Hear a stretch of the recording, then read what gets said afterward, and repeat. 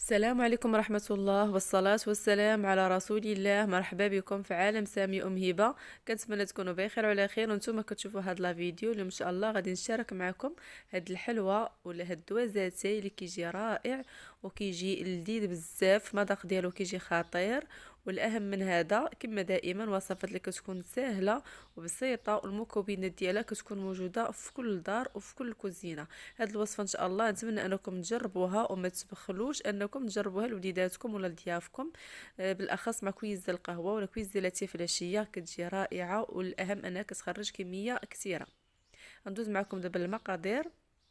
بالنسبه لي انا كنخدم اغلبيه الاوقات بهاد الزبده لا بريري، علاش؟ لانها رطبه في الخدمه ديالتها وحتى البنه ديالتها زوينه وكتجينا ساهله، ماشي بحال المارغرين. ولكم الاختيار، اللي بغات تخدم بالمارغرين ممكن. انا فقط كنشارك معكم داكشي اللي درت انايا.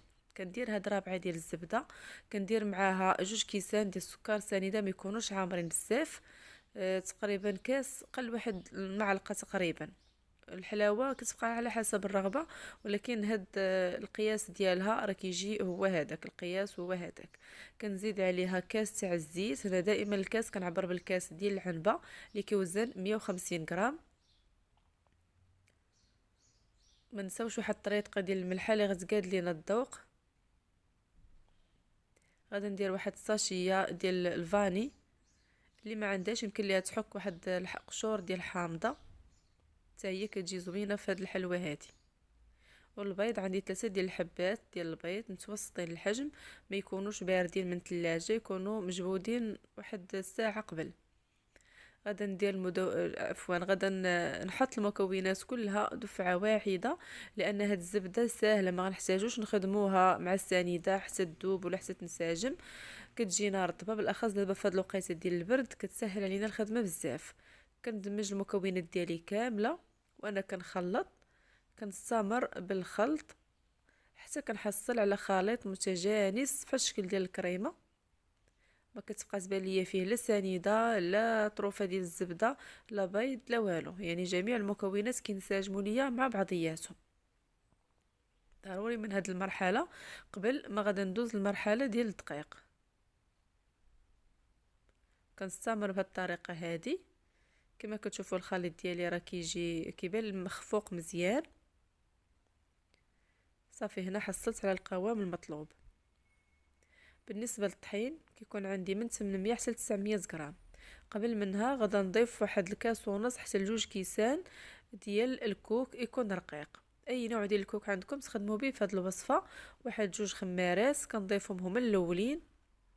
اللي ما عندهاش الكوك يمكن ليها تعوض بالزنجلان ولا بالكاوكاو ولا باللوز، يكون محمر ومهرمش ومطحون. كذلك الزنجلان يكون حتى هو محمر شويه ومطحون. من بعد ما ضفت الكوك وخلطته مزيان مع الخليط ديالي، دابا غادي نبدا نضيف الدقيق تدريجيا. الدقيق كنديرو على حسب الخليط ديالنا ولا حسب النوعيه ديال الدقيق اللي عندنا.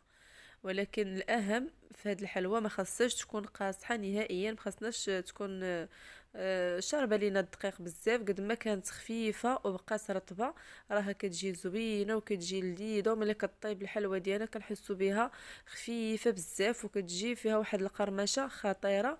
غنعطيكم السر ديال القرمشه حتى هو من بعد. بالنسبه لهاد الدوازاتي كاملين بجميع الانواع ديالهم اللي كيكون الاساس ديالهم هو الطحين، خاصنا ندلكوهم مزيان حتى يرطبوا لينا وينسجموا. شوفوا الخليط كيفاش كيصبح القوام ديالو، يعني رطب ما كيتلصقش في اليد بزاف، ولكن كنحسوا به رطب. بالاخص هذا هنا انا اللي مستعملين فيه الكوك وكنعرفوا الكوك راه تيشرب. صافي هذا هو القوام المطلوب. ما غنديرش نزيدها الطحين واخا باقا خفيفه، ولكن غادا تشرب ليا من بعد. هنا غادا نضيف نص كاس ديال الكوك، غنزيد عليه نص كاس ديال السنيده، وغادا نزيد عليه واحد الساشيه ديال الفاني. هاد الخلطه هادي كتعطيني واحد القرمشه خطيره وواحد اللون زوين بزاف لوجه ديال هاد الحلوه ديالتي. ما كتجيش حلوه بزاف. داكشي علاش الجوج كيسان اللي خدمنا في الاول قلت لكم من الافضل ما يكونوش حامرين، لاننا غنديروا الوجه ديالها في هذا الخليط هذا. عندي اللاطه ديالي كندهنها بواحد شويه ديال الزيت. انا هنايا تعمدت انني ندير الزيت فقط، ما نديرش البابي كويسون، لان ورق الزبده بعد نوبات ما كيكونش متوفر عند الاغلبيه. ولكن هاد الحلوى ما كنحتاجوش ليها ورق الزبده، الا كان راه من الافضل، الا ما كانش كندهنوا فقط بشويه ديال الزيت وكنبداو نكوروا في هاد الحلوى ديالنا. القياس كيكون على حسب الرغبه. بالنسبه للمرشم اللي غنخدم به هذا ديال بحال الفرفاره، يمكن لكم ديروا اي مرشم متوفر لكم. طريقه سهله، كندير الوجه ديال الحلوى ديالتي في هذا الخليط ديال الكوكو السنيده والفاني، وكنحط في اللاطه. ما كنطبعهاش دابا حتى كنسالي باش كنسهل عليا الخدمه، وكتجي الخدمه سريعه وكتجي منظمه، وما كطلبش لينا واحد الوقت طويل. يعني فقط تقريبا ساعة ديال المكانة ما كاملاش ما بين تخلاط ما بين تكوار صافي، وكنديرها في الفران. ولكن في هذا الاثناء كتبغي الفران يكون سخون، اما نكونوا شاعلينه من قبل على شي حلوه ولا على شي مثلا الخبز، ولا نديروه سخون من قبل. بالنسبه لي انا كنت ديجا خادمه فيه حلوه ديال التمر، في هذا الاثناء راها كطيب. داكشي علاش محتاجيتش انني نسخنو لانه ديجا سخون. غادا نستمر حتى غنكمل هاد الكميه اللي عندي كامله ديال هاد الحلوى. انا فقط غوريتكم الشكل كيفاش كتجي ملي كترشم، ولكن انا في الاصل ما كنطبعهاش في الاول حتى كنكمل كنحصل على كميه مهمه. هنا عمرت لي هاد لاطه كامله، ومازال عمرت لي لاطه صغيره اللي كتكون ديال الفران ديال الضو حتى هي عمرتها ليا. صافي كندير الوجه ديال المرشم كذلك في هاد الخليط، وراه ما كيلصقش نهائيا، بالاخص الا ما كناش مفرشين ورق الزبده كيسهل علينا بزاف. الا كان ورق الزبده ملي كطبعو بحال كتقلع مع داك الورق. اما الا كانت في اللاطه كما كتشوفوا راه ما كتقلعش نهائيا وكتبقى لاصقه وشاده بلاصتها. كنرشمو بهذه الطريقه هذه حتى غادا نكملها كامله. بالنسبه لديك التقيبه اللي في الوسط غادا نزيد نحفرها ولا نزيد نبينها، اما بالاصبع ديالي ولا بشي حاجه عندكم نتوما رقيقه، ولكن مخصهاش تكون حفره كبيره بزاف فقط، لان ملي غادا طيب غادا تزيد توسع، وهذوك الشريطات ولا ديك الحفيره غادا تزيد توسع ليا.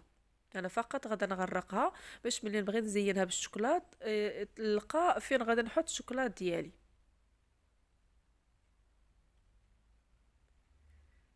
حتى نكمل الكميه كامله بهذه الطريقه هذه بالاصبع الصغير، غير واحد ضغطه خفيفه، ما نديرش حفره كبيره بزاف، لانها ملي كطيب راه غادا تحل، ما غاديش يجيني المنظر ديالها زوين.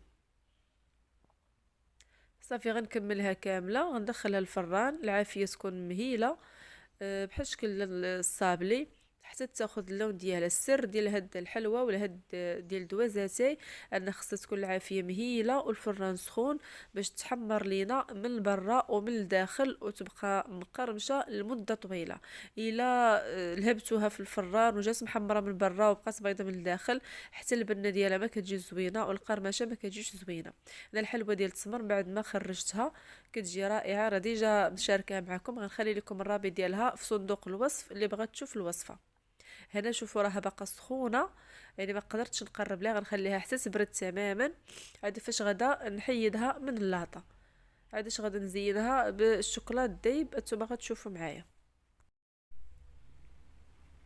كناخد كميه ديال الشوكولاط ماشي بزاف، واحد 50 غرام حتى 60 غرام ديال الشوكولاته سوداء، اي نوع عندكم يمكن لكم تخدموا به ما كاينش اشكال.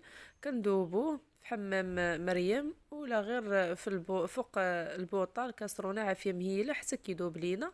صافي كندير واحد السورانغ ولا واحد المعالقه وكنعمر هذوك الحفيرات. ما نعمرهمش بزاف باش ما يجيش المنظر ديالهم مزوينش، غير واحد شويه. هاد القياس هذا راه ماشي ما كنسلش لينا كميه كثيره، ولكن فقط كيعطيها واحد المنظر زوين. انا خليها على جنب حتى تبرد ليا مزيان، وداك الشوكولاته هو يقصح عليها مزيان.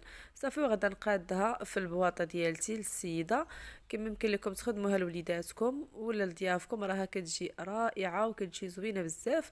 كما كتشوفوا راه كتجي قياس واحد، وحتى اللون ديالها كيجي اللون مذهب، شكل واحد ولون واحد، والمذاق راه كيجي رائع. وديك الكوك كيعطي واحد القرمشه من على برا وحتى من الداخل، كتجي خفيفه بنينه، كتستحق انكم تجربوها. وصلت نهاية لا فيديو. في امان الله، والسلام عليكم ورحمة الله.